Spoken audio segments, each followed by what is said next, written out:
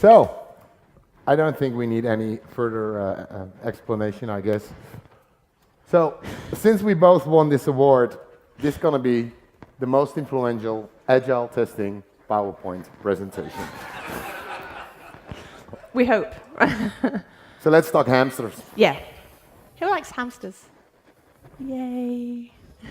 We had a lot of fun getting all of the pictures for this together, and there is a message to it. So let's talk about hamsters. Yeah, when we were preparing this keynote, since she lives in Germany and I live in the Netherlands, we do that over Skype or WhatsApp or whatever platform available. And the first 5 hours we spent watching hamster movies. It's a lot of fun. Like, are we actually working on this keynote, or are we just watching videos of hamsters? So there was a Pink Floyd song, "Run Like Hell" under this, but the sound doesn't seem to work. So yeah, but this is actually an important thing, right? Because we did some research on hamsters, because obviously, and it turns out that hamsters in the wild can cover 4 marathons a night. That's a lot to go and look for food, right? Crazy little hamster running things. If you have pets, they run on the wheel. They need to do that. They run and then they run and they run. They don't actually get anywhere. They're just running for the sake of it. And there's also plenty of videos, believe us, but feel free to go and Google them later, of them falling off the wheels because they go too fast. We have one in there. Our last slide contains one of those, yeah. But does that sound a bit similar? Do you recognize yourself running on a hamster wheel? Running without thinking, going on, never stop. You say no, and you can leave. This is not your presentation then. Well, I recognize myself. If I'm in a hurry or in a state of emergency, stuff needs to get done, then I just keep on running and forget to think. So that's something we want to discuss today. And the wheel goes faster, so you have to go faster. And then more comes, and you have to go faster and faster. And it's not cute when we fall off the wheel, right? It's cute when hamsters do it. No hamsters were injured during the creation of this presentation. So I never actually thought that I would be citing Urban Dictionary as a reference. But here we go. So it's a very reliable source. The idea is that we're being busy, but not adding value. Right? You're on the hamster wheel, you're running and running, you're not getting anywhere. You're not learning from the things that you've done because you're just keeping going. Nothing is changing, nothing is changing. It gets faster and faster. We take on more and more. And there's a danger of falling. And yet, even though we know that, we think, well, the only thing I can do right now in this situation is to run faster. Urban Dictionary, ladies and gentlemen. So what does it mean to be on the hamster wheel? It's, like the slide said, it's getting incredibly busy, going faster and getting nowhere. And I'm an Agile coach. I coach 8 teams currently, and I see a lot of that happening in my organization. People just working, try to meet deadlines, or that was a different word for it. Not deadlines, but never mind. Huh? No, never mind. We'll figure it out. And these teams just do what they have to do without just sometimes defocusing, stepping back from it and looking, what are we actually doing? Are we doing the right things? Because if you're doing the wrong things pretty fast, you're still doing the wrong things. And going faster and faster will keep you doing the wrong things. So innovation comes from making space in your head, and we saw that earlier in this conference. Excellent presentation on that. Is you need time to think, you need to relax, you need to give your brain space to think and come up with innovation, but also keep thinking about doing what you're doing so that you can do the right things. So, and the thing is, in things like this, we know this from our teams, right? You've probably all been there just before the release, where we have to get stuff done, it has to get done, this is the list of things, and the release time, it can't be moved, right? It can't be moved. Have to get it done. We know that quality is one of the things that suffers as soon as we start ending up doing that. We focus on getting the story from to do to done. That's the most important thing, right? It's like Jira football. It's like, just get it in there. But without thinking of what it was even supposed to do or how it was supposed to do it or whether we've tested it, right? There were 2 acceptance criteria on the story. I ticked both of them. I didn't think because it just needs done. right? It just needs to be done and the quality suffers. But most importantly, you suffer. You suffer as well. It is not fun to work in that kind of environment, and it's also not good for you. You know this. You've heard this a few times this week, but it's kind of good to hear it at the end as well, because you're probably going to be full of lots of ideas that you want to take back and put into your life that's probably already full enough. So there's lessons to be learned at the end here as well, I think. So what's the risk? Well, Alex. let me tell you what risks. I'm a tester. I know about risks. So I read a fantastic book at one point. I'm going to reference it later as well. It's called How to Be a Productivity Ninja by Graham Alcott. And he starts off by saying that we're no longer in the situation where we're working in a cake factory. I would love to work in a cake factory. That would be awesome. Where our job is just to put the cherry on the top. Someone told us, put the cherry on the top, keep doing it, keep doing it. Cake goes past, put cherry on top. We are also now the people having to decide which cakes to make, how fast to make the cakes. Hype's left, there we go. Just keep talking.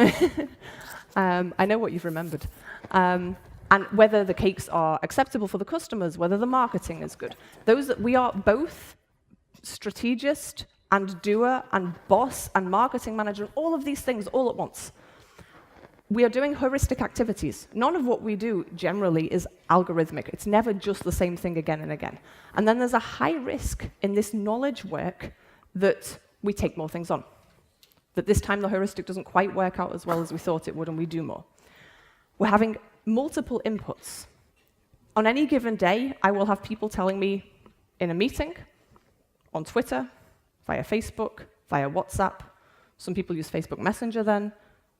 I haven't even logged to my emails yet, right? Or my to-do list that was hanging around somewhere. Apparently that exists as well. I've ignored it this week. That'll be fun. It's complex and it's changing, and we're having to adapt, and we run faster and faster. And it's important to recognize that before it gets too late, because just looking at the inputs that we have, if you actually sit down, that's a good exercise to take home and do. Write down for work or for private what all of your inputs are. Things that may mean that you have something on your to-do list. It's no wonder that I get to the end of days and go, well, I didn't even open my to-do list, but I was really busy all day. Interesting. So let's have a look at the indicators. How do you know you're on the hamster wheel? This is the most obvious. You're always working. But since you're on the hamster wheel, you probably will not recognize it. Another thing is being cynical and grumpy for no reason. I have that a lot. When I'm busy and somebody disturbs me, I can be very mean to people.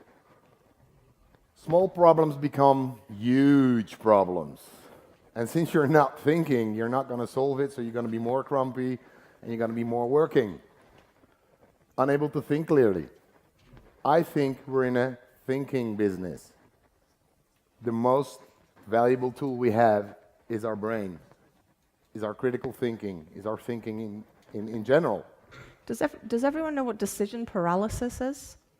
Like when you can't even, like somebody will ask you, what do you want for dinner tonight, pizza or Chinese, and you start crying? Because you're like, please make that decision for me, right?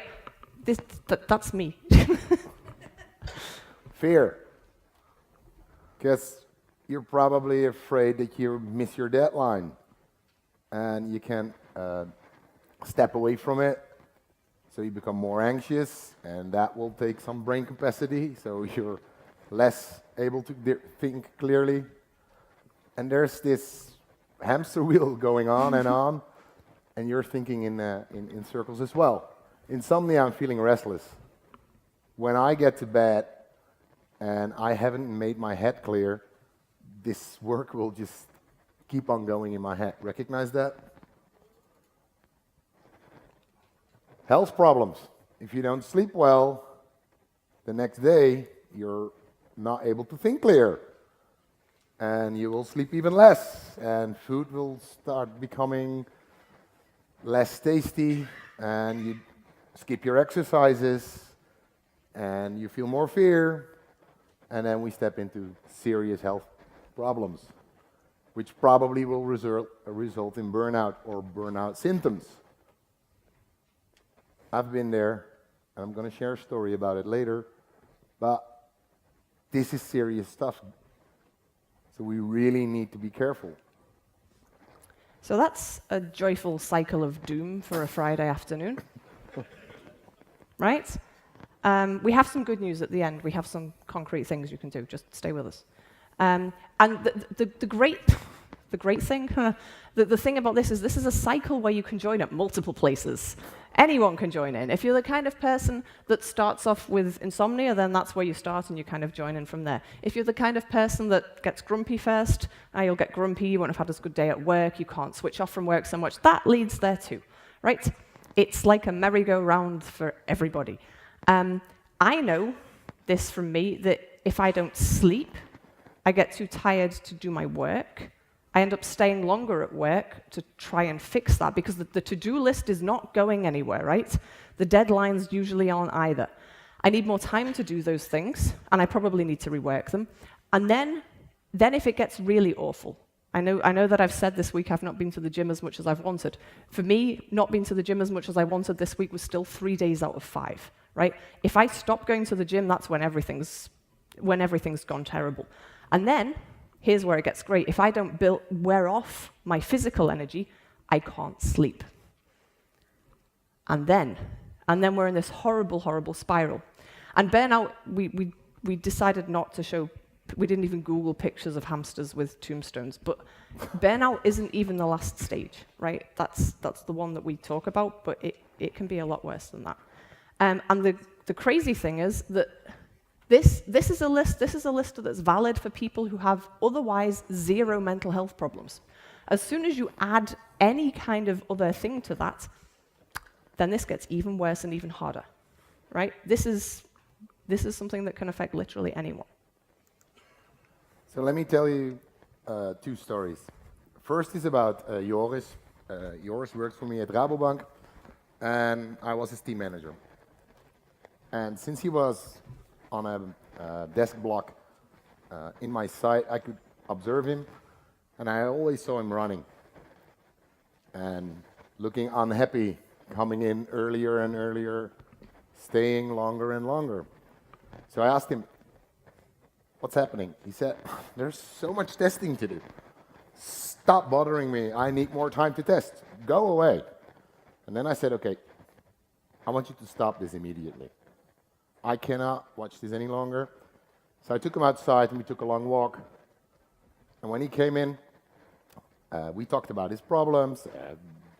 Environment's not ready, data not ready, developer pushing too much into his testing environment, stuff like that. And I said, that's not really the problem. Your problem is that you're not able to think clear. You're working on 2 projects. Starting tomorrow, you will only do 1. Choose. And you have all afternoon to make your choice. But I can't. So he was obviously on the hamster wheel. And the next day he came in and he said, okay, I'm going to drop project B. And from then, he had time to think. And I made him do walks twice a day. Just after coffee, go out for a walk. Don't be back here for at least 15 minutes. Go outside, get some fresh air, and think. But what do I need to think about? I don't care, just whatever. 2 weeks later, he came to me and he said, wow, this is amazing. I have time to think.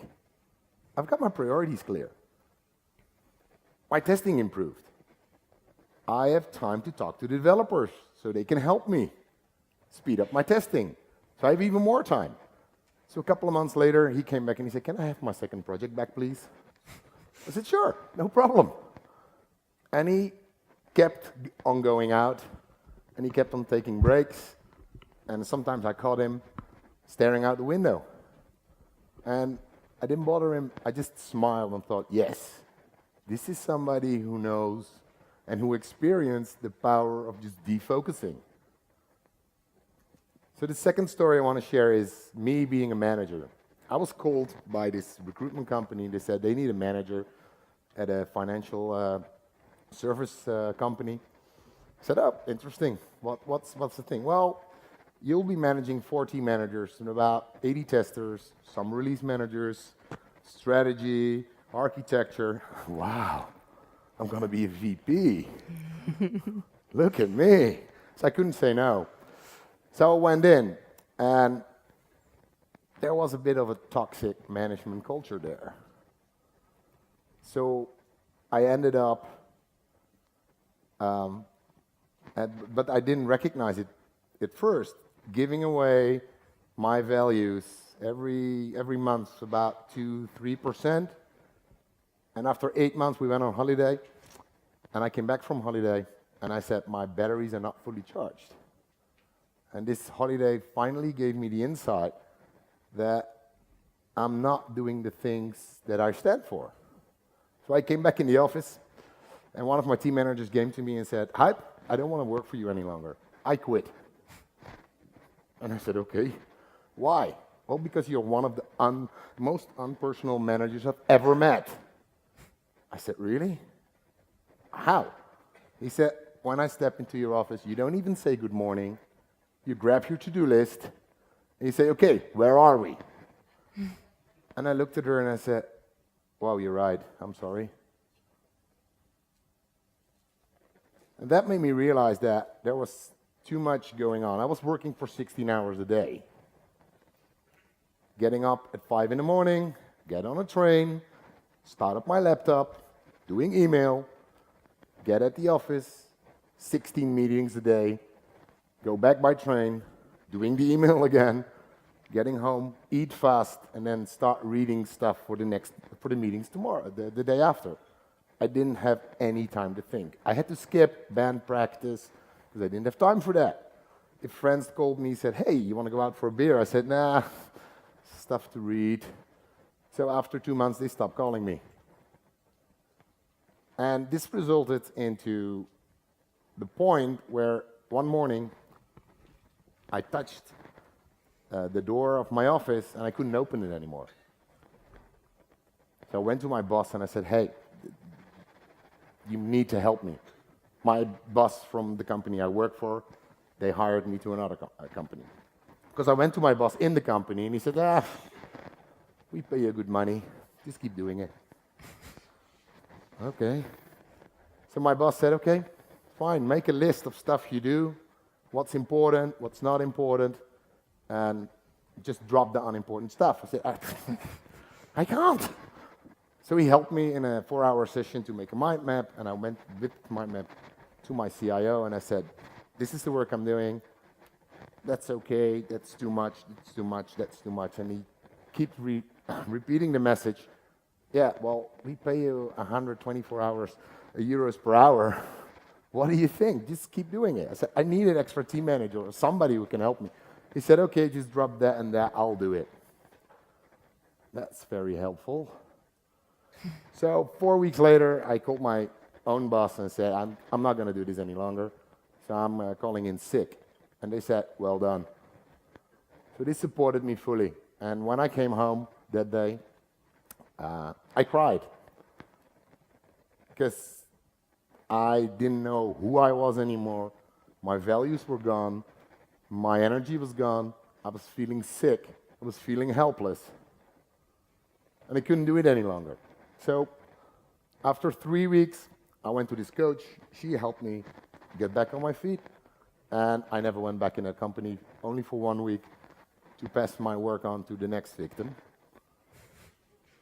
And the reason I'm telling you this story is I look tough, and I think I can handle everything. Well, if the hamster wheel gets you, and you don't step off, burnouts will happen. To me, to you, to everybody. Okay. So, my name is Alex, and I am a hamster. Hi. Thank you. I'm gonna give you some metrics of even just this year, but even this week, I think this has been my busiest Agile testing days. I have done a workshop on Monday, a workshop on Wednesday, I've done open space, and I appear to be on the stage again today. And I love it, right? I am passionate about what I do. I love being around people. I'm an extrovert. This is where I get my energy from. I'm active. I have about 700 hobbies, and I try and do them all, right? I rise to challenges. There has not yet been a challenge that someone has given me that I have not managed. It's incredibly dangerous. And I have very high standards, and I'm a productivity ninja, so I have a system, right?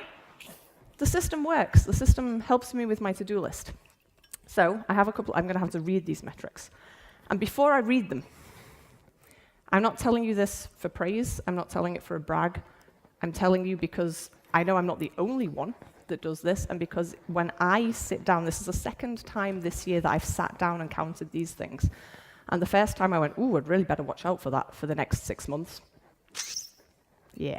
Okay, so 2018, a year in metrics for Alex. 14 conferences, 8 keynotes, 20 trainings, 25 weekends where I was either traveling or doing something instead of being at home, 20 hours of meetings a week at least, 1 whole company reorganization, at least 14 people on my team, 2 conferences I've organized myself, over 20 flights, 2 obstacle races, 4 gigs with my band, and 1 life. I do it to myself. I'm a product of the system, right? I love what I do, I love the people I'm around, I love my hobbies, and I try and fit in everything. And generally, I'm really rather good at it. So, it's no surprise, around Easter this year, I noticed, for me, the triggers are, or the indicators are, I noticed that I can't get enough sugar. I'm currently on a detox of sugar, and I'm on day 38 at the moment, so I'm doing okay. Ooh, yeah. I appear to have switched it for beer this week, which is, anyway. If I start, that's fine, right? If I start needing tons and tons of sugar, if the only place that I will be other than work is basically in the gym, because that's my balance. Going to the gym balances me out doing sports, so if I'm just doing those 2 things, it's a bit of an indicator that something's a bit too stressful on the one side. End up getting less rest, and despite having a system and going to the gym, that I'm lying there awake at night going, why can't I sleep? This would be really nice if I could sleep. Having phases where I don't feel motivated. I love my team and my family and my friends and my husband and all of these people so, so much. But if I have days when I'm like, do you know what? I'm just not really that into it right now. That is not something that happens to me. Alex never says, do you know what? A quiet day without people. That's not what I say. Feeling unmotivated, feeling like I've got nothing left to give, right? That I have no energy. And for me, and I loved what Gitta really put what she said into words, this caring, this being who you are, changing the world. And if you don't even feel like you have the energy to do that anymore, then that's terrifying. And I had that just before Easter. I was having migraines as well. Migraines is my body's last indicator saying, for the love of all things holy, Alex, please stop. And what I generally tend to do is to say, this is really rather inconvenient right now. I'm going to power on through because I'm bad at listening to my body. I was forced to reduce some meetings, to write some emails saying no. I was forced to make some hard choices about what I was doing at weekends.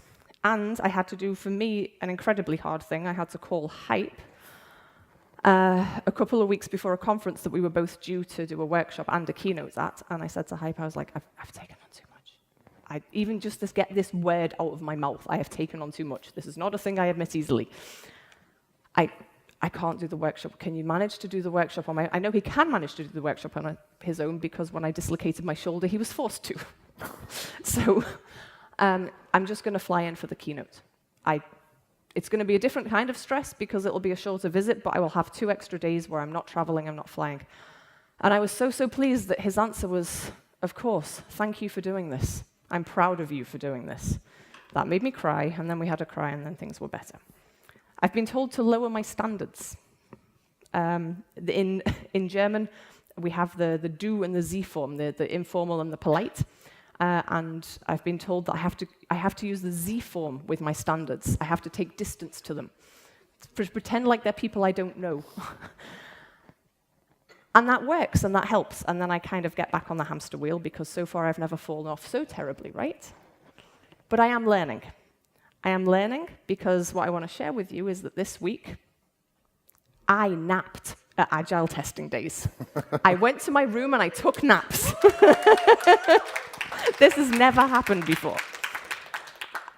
I had an awesome thing also from Ash Coleman. She was talking about impact. She was actually talking about impact in the sense of diversity and privilege, that in a space, you always have an effect on that space. And I took an entirely different message away from that, that actually, maybe sometimes just being is okay.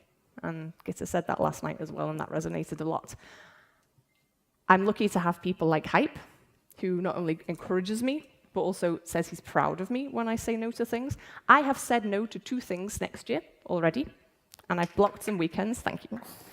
And I'm lucky to be here this week also with a colleague who's been looking after me and has made sure that yesterday I went to bed at 11. Thank you, Simona. I got 7 hours of sleep. So the thing is, I say these metrics, I say these Alex metrics, but I know there are people in the audience, I'm not looking at anybody in particular, for whom they're like, oh, well, that's fine. 14 conferences, I did 16. That's not so bad. And that can be okay, but I have learned that this year was maybe a little bit too much, and I'm going to try to be more careful with myself next year. So I am Alex, I am a hamster, but I am working on it.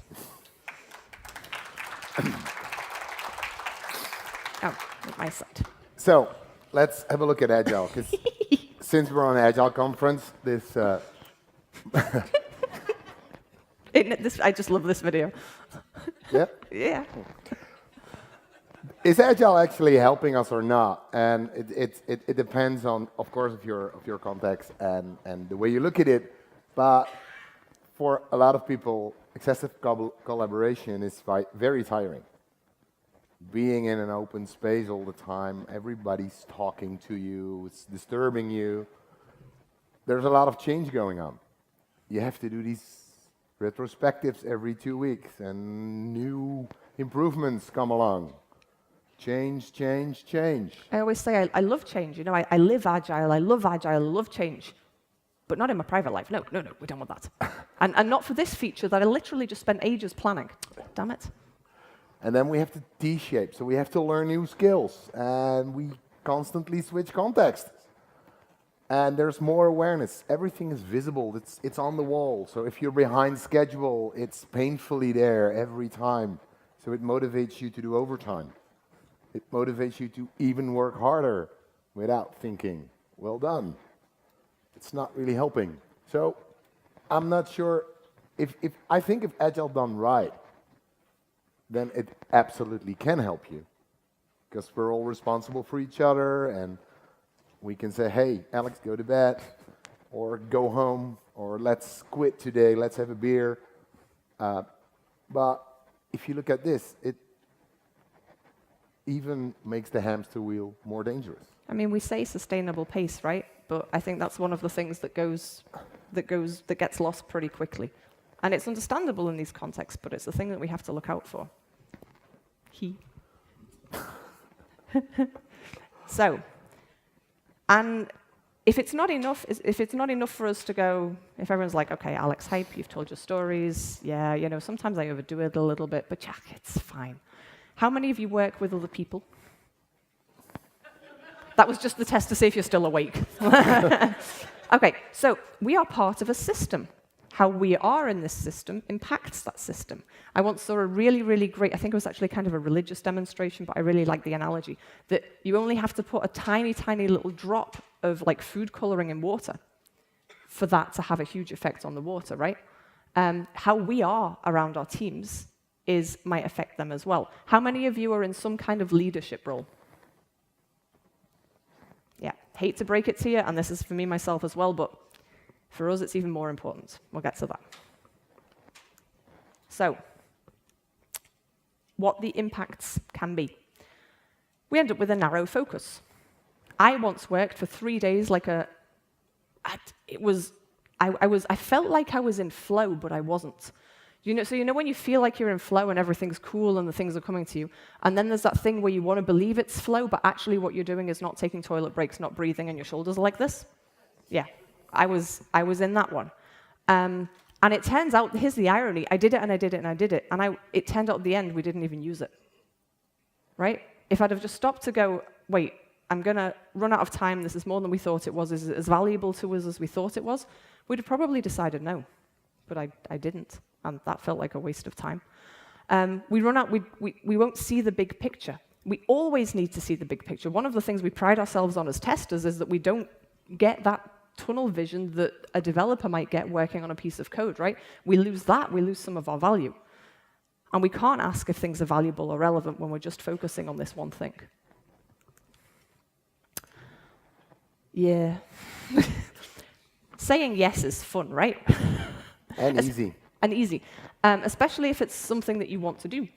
I heard when we did our talk in Manchester, it was Dorothy Graham that told me. She said, saying yes and no is like a coin. If you say yes to someone else, you are saying no to yourself. And I thought, wow, that's powerful. That's good. I like that. We say, and we say it in German. It's like, I'll say it in German and I'll try and translate it to English. Das machst du ja nebenbei. You'll get that done alongside, right? We've got all of these things in the sprint, but you'll manage that as well. It's zero, it's on top. We say that. And we overfill sprints.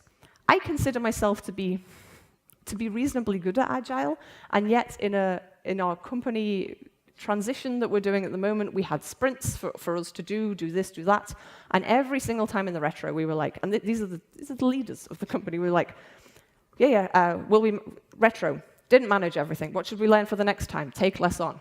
Literally 2 hours later. Is this sprint too full? Nah.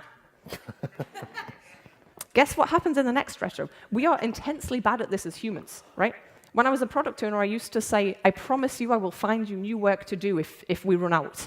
That never even happens. One of the things, we've got to stop saying yes. I have got to stop saying yes. The problem is in things like this is that we jump to solutions and we jump to conclusions. This is a killer for Agile, because what we really want to do when we're doing Agile is experiment. If the first thing we think of, be it for a customer or a problem in the retro, a communication problem, if the first thing we think of is the place where our brain goes, and I think that there are studies that show that no matter how much we learn about other things, in times of stress, our brains will go straight back to old patterns. And usually our old patterns are quite bad, right? They're often there to help us survive, but I don't want to be just in survival mode, not in my projects and not in my life. So we jump to things. So we add a story to satisfy a customer that's already angry. The story gets done in a half-baked way, and then, funnily enough, the customer's still not satisfied, right? And we end up with, the irony is that we do this, and it doesn't actually get us any further. Our performance suffers the harder and faster we try to work. The quality goes down. We have to do rework. We've done slow work anyway. The technical debt goes up. People falling sick. I have been in those project situations where you're like, oh my God, everything. I know now, looking in from outside, that you would say, we need to stop. We need to change things. We need to reduce priorities. But when you're in there, in the midst of it, you're like, oh, well, okay, we'll just do this one more fix, right? Just one more hour of overtime, one more fix, one more story in the sprint. And conflict results from that. If I like to think I don't get grouchy very often, but I do get kind of stressed, and you can tell that I'm, kind of, why can't I speak English this week? Under Strom. Like, there's electricity going through me, and not in the good way.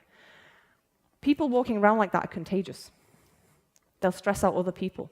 Because then I'll say to the person, I'll be like, can you do this when? ASAP, now. Even if the deadline's actually in 2 weeks, right? Or I don't take the time to explain something because I feel like I don't have the time to explain something. And then that goes on and it multiplies. We end up with drama. Nobody likes drama. And then you come in the morning and you're a stand-up, and you already know that it's going to be a crap day because you see the faces on the people. And that happens when we let this happen to us. This is the impact we have on our teams. And it's real. We looked up some numbers, and when I was Googling them, I used several sources. I was flabbergasted. Look at these numbers. More than half of US employees feel overworked or overwhelmed for at least some time of time. So I'm guessing there are 120 people, maybe more in the room. So half of you, more than 60 people here in the room, feel overworked? Sorry, I Wow. just had to like. And look at the costs for I don't healthcare. I don't even know the names for these numbers. Big. Thank you. And if we're testers, right? If we were a system, we would say this is a system-wide bug. This isn't something that happens sporadically. We would say, wow, this system is broken. That needs fixing. Please don't release it. So it's a worldwide epidemic. And we need to fight it. So let's look at how we can change patterns. The first thing you have to do, and I'm pretty bad at it, but I'm learning, is recognize it.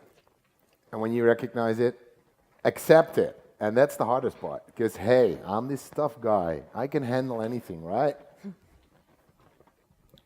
Well, I can't. So sometimes when I can't sleep, and that goes on for multiple days, I have this thing that I get out of bed, I walk down, I write myself a note. For the next morning, visit the doctor. As soon as I do that, and I've accepted that I'm in this hamster wheel and I want to get out. So I get a couple of pills to make me sleep 2 or 3 days for 8 or 9 hours.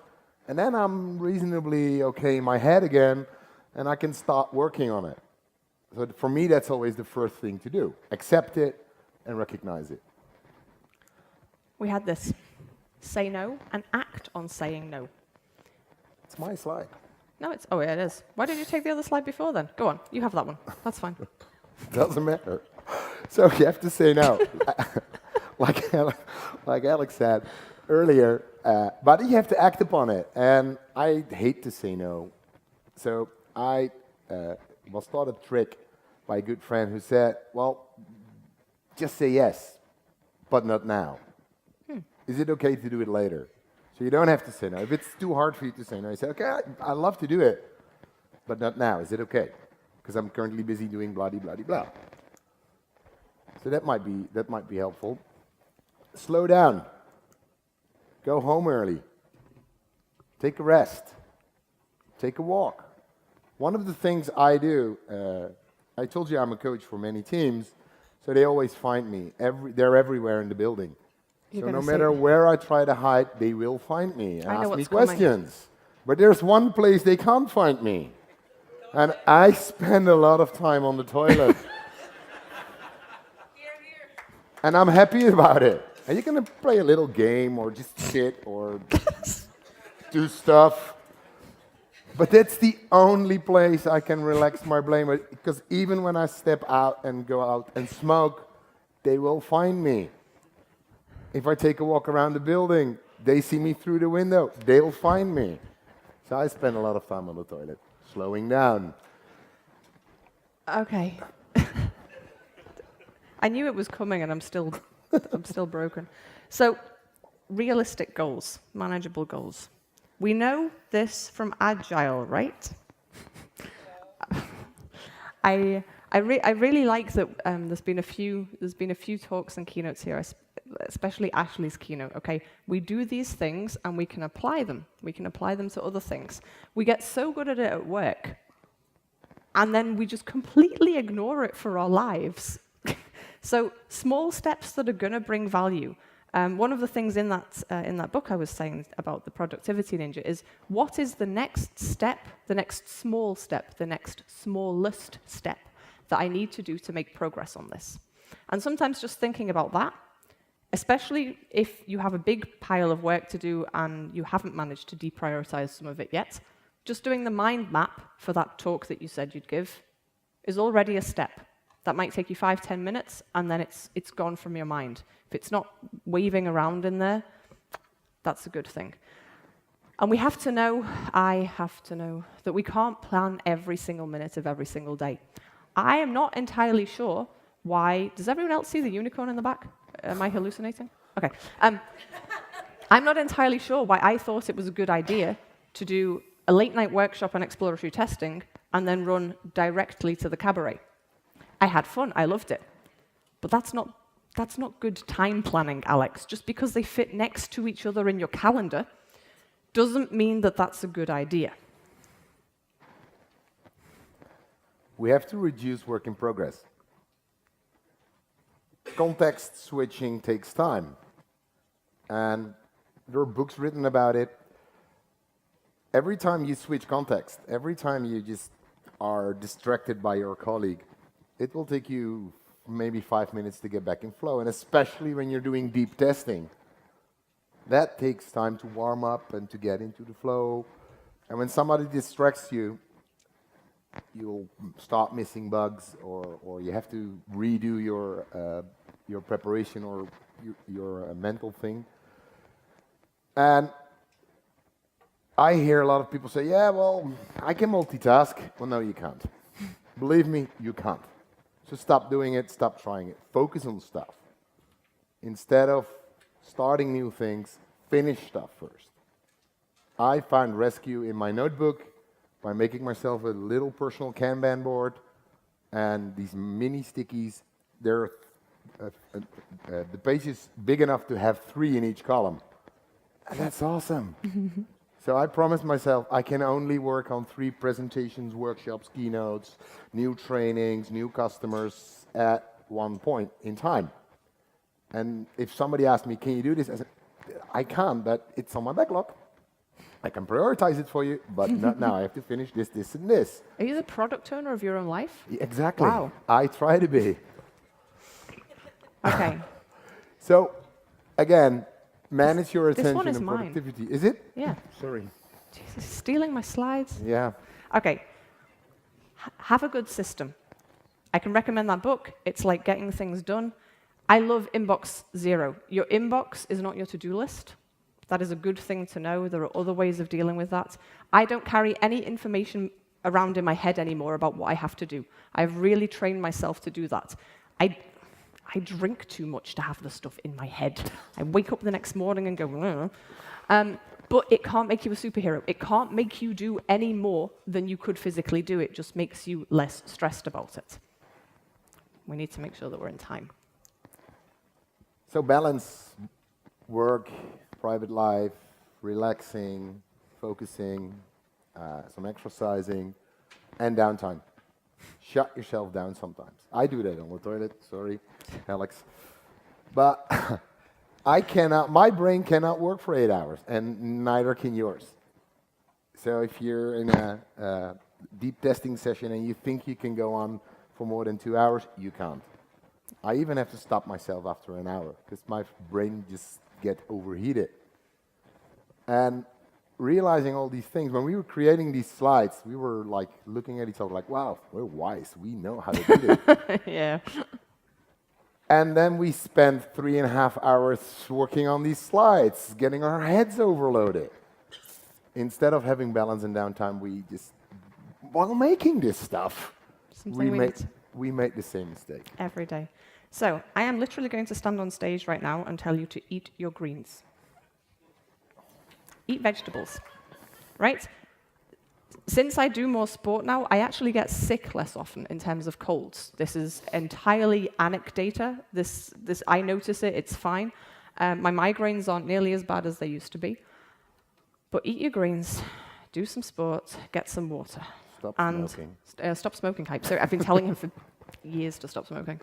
And unless you're at Agile testing days, more than 6 hours sleep a night, please. Okay?